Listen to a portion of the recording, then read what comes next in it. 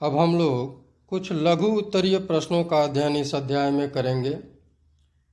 प्रश्न है, उपभोक्ता सुरक्षा अधिनियम के अंतर्गत दिए गए चुनने के अधिकार के अर्थ का विश्लेषण कीजिए। अथवा प्रश्न इस रूप में भी हो सकता है कि चुनने के अधिकार की व्याख्या उदाहरण सहित कीजिए। उत्तर ध्यान देंगे।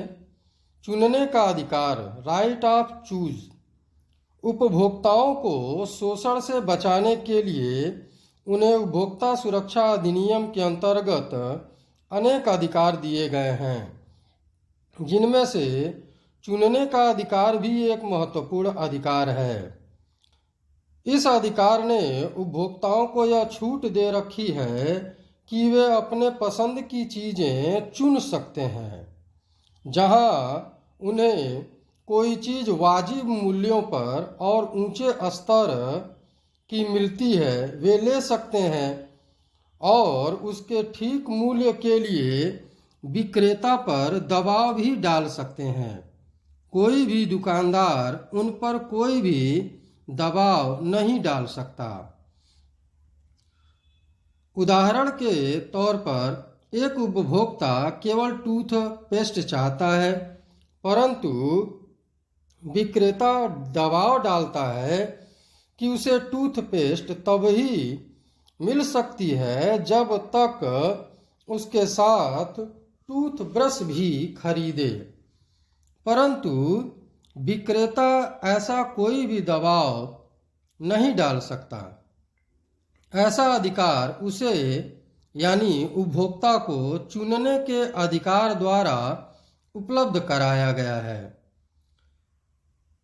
इसी प्रकार एक गैस विक्रेता यह कह सकता है या कहता है कि उपभोक्ता को गैस का सिलेंडर तब ही मिलेगा जब वह उसके साथ गैस चूल्हा भी खरीदे।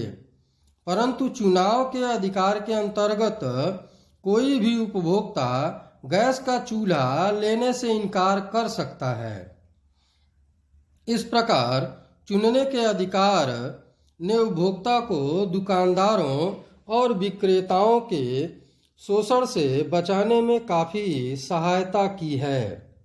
अगला प्रश्न है, उपभोक्ता सुरक्षा अधिनियम में बताए गए सूचना पाने के अधिकार के अर्थ का उपयुक्त उदाहरणों सहित या उपयुक्त उदाहरणों की सहायता से वर्णन करें।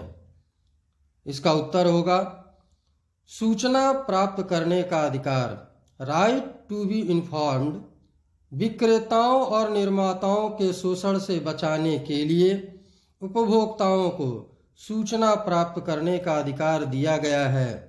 उपभोक्ताओं को निर्मित चीज में प्रयुक्त की गई चीज़ों की जानकारी और इसके निर्माण के स्थान पर सूचना देना आवश्यक है, ताकि चीज में खराबी के समय वह यानी उपभोक्ता उससे संपर्क कर सकें और अपनी हानि की आपूर्ति कर सकें। इस प्रकार सूचना के अधिकार ने उपभोक्ताओं की विशेष सहायता की है।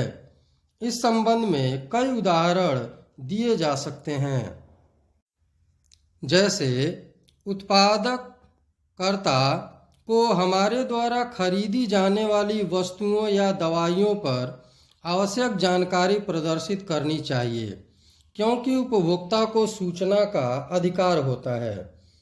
यदि उत्पादन किसी भी प्रकार से खराब निकलता है तो उपभोक्ता शिकायत कर सकता है और जुर्माने या उत्पाद बदलने की मांग कर सकता है। तीसरा तरीका है, उदाहरण के लिए, अगर हम कोई उत्पाद खरीदते हैं और उसे अंतिम तिथि समाप्त होने से पहले दोषपूर्ण पाते हैं, यानी उसकी एक्सपायरी डेट के अनुसार, तो हम वस्तु बदलने के लिए कह सकते हैं। यदि अंतिम तिथि नहीं छपी हो तो दुकानदार उत्पादनकर्ता पर आरोप लगाकर स्वयं जिम्मेदारी लेने से बच सकता है। अगला स्वरूप है, यदि कोई वस्तु छपी हुई कीमत से ज़्यादा मूल्य पर बेची जा रही है तो कोई भी विरोध या शिकायत कर सकता है। यह MRP द्वारा बताया जाता है। ग्राहक विक्रेता से MRP पर मोल भाव भी कर सकता है।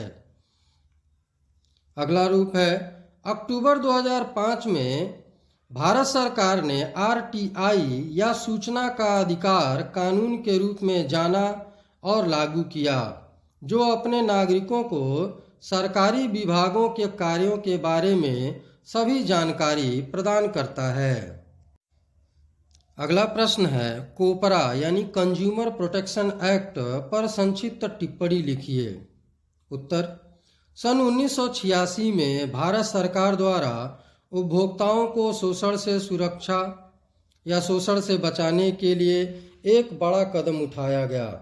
सन 1986 में उपभोक्ता सुरक्षा अधिनियम 1986 बनाया गया, जो कोपरा के नाम से प्रसिद्ध है। इस अधिनियम के द्वारा उपभोक्ताओं के अधिकारों के संरक्षण के लिए कई कदम उठाए गए। सर्वप्रथम राष्ट्रीय, राज्य और जिला स्तर पर 3 स्तरीय उपभोक्ता अदालतों का निर्माण किया गया। राष्ट्रीय स्तर पर इसे राष्ट्रीय उपभोक्ता अदालत कहते हैं।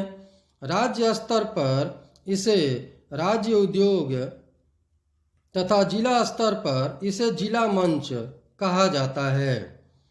इस समय देश में 500 के लगभग जिला उपभोक्ता अदालतें हैं।